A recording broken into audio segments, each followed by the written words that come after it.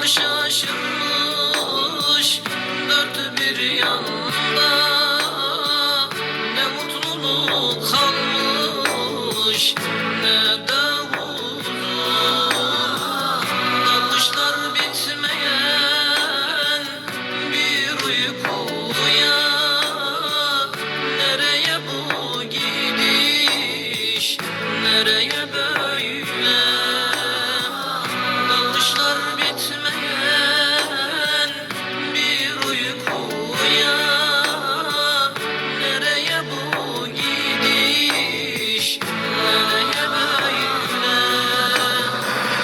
İnsanları nefret, kin bürümüş, dostluklar bitmiş, sevgi tükenmiş.